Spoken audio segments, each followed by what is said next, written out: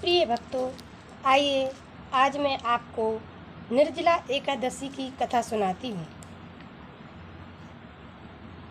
वीर अर्जुन ने अपने मन में यह अनुभव किया कि कृष्ण जी बिना पूछे तो कुछ भी बताने वाले नहीं हैं।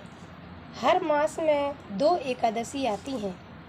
उन दोनों के व्रत फल अपने अपने रंग के हैं। हर एकादशी का अपना ही व्रत है। कृष्ण जी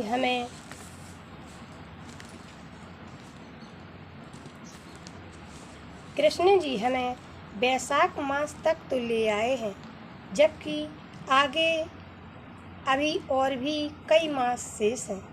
यही सोचकर उन्होंने कृष्ण जी से कहा, हे दीन बंधु दीनानाथ, आप हमें वैशाख से आगे की एकादशियों के विषय में भी तो बताएं, नहीं तो हमारा एकादशी व्रत का ज्ञान अधूरा रहेगा। कृष्ण जी ने अर्जुन के मुख की ओर देखा, फिर थोड़ी सी मुस्कान उनके सांवले तथा लाल होठों पर आई और इसी मुस्कान में उनके मुख से निकला, हे पांडव बंधुओं, मैं तो मन में पहले से ही धारण कर चुका हूँ कि आप सब भाइयों को एकादशी व्रतों का संपूर्ण ज्ञान देकर ही जाऊंगा। बीच में यदि मैं कहीं रुक जाता हूँ तो उसका अर्थ मात्र यही होता है कि आप में ज्ञान प्राप्त करने का कितना उत्साह है। आप धन्य हो प्रभु, आपकी लीला अपरंपार है। अब तो हम भाइयों में से कोई ना कोई हर एकादशी व्रत के लिए टोकता रहेगा। कृष्ण जी अर्जुन की इस बात पर खूब जोर से हंसे और बोले, अर्जुन, इस माया रूपी संसार में किस चीज़ की कमी है? इस संसार में सब कुछ है, परंतु बिना भाग्य और बिना प्रयत्न का कुछ भी नहीं है। मानव का पहला कर्तव्य है कर्म करना। आपने अभी मुझसे एकादशी के विषय में जानने का कर्म किया, उसी का यह फल है कि मैं आपको ज्येष्ठ मास की निर्जला एकादशी के विषय में बताने जा रहा हूँ। इसकी कथा तथा महत्व को ध्यान से सुनो। कृष्ण और मिथुन संक्रांति के मध्य में ज्येष्ठ मास की शुक्ल पक्ष को यह विशेष एकादशी आती है। इस एकादशी व्रत में स्नान और आचमन में जल वर्जित नहीं है, परंतु आचमन के केवल 1 चम्मच जल से अधिक जल नहीं लेना चाहिए। इसी दिन व्रत से यदि कोई सादा शुद्ध वैष्णव भोजन करता है तो उससे व्रत भंग हो जाता है। कुछ लोगों को यह कहते सुना है कि सादा भोजन खा लेना पाप नहीं, ऐसे लोग व्रत रख कर भी पाप करते हैं।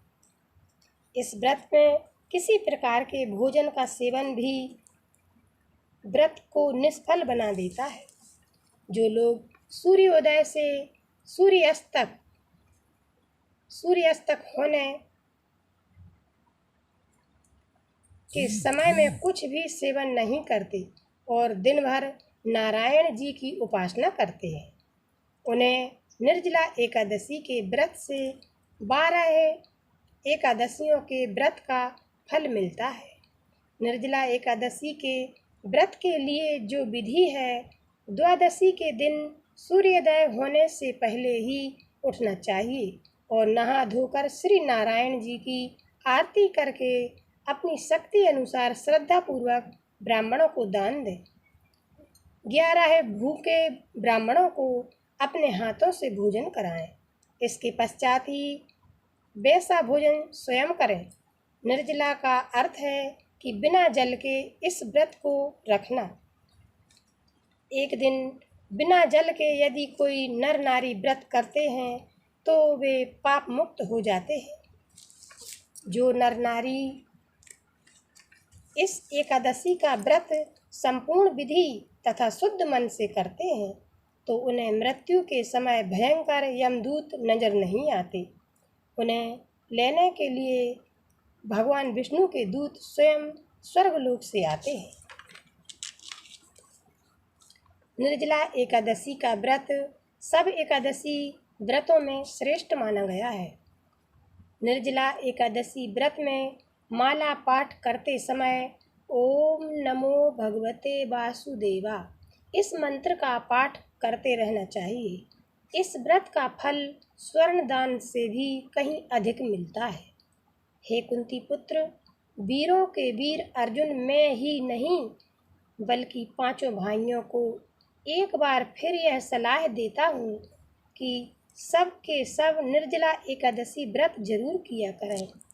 जो भी नर नारी इस व्रत को श्रद्धापूर्वक करते हैं उनका कर्तव्य है उन्हें सर्वप्रथम भगवान विष्णु की पूजा करनी चाहिए, फिर गौदान करना चाहिए। उस दिन ब्रह्म भोज के साथ कुछ मिठाई भी भोज में देना होगा। निर्जला एकादशी के दिन अन्न, वस्त्र, छत्र आदि वस्तुओं का दान श्रद्धा अनुसार करें। जो भी नर नारी इस कथा को सच्चे मन से सुनते हैं अथवा पढ़ते हैं उनको स्वर्ग प्राप्त होता है। बोलो निर्जला एकादशी महारानी की जय।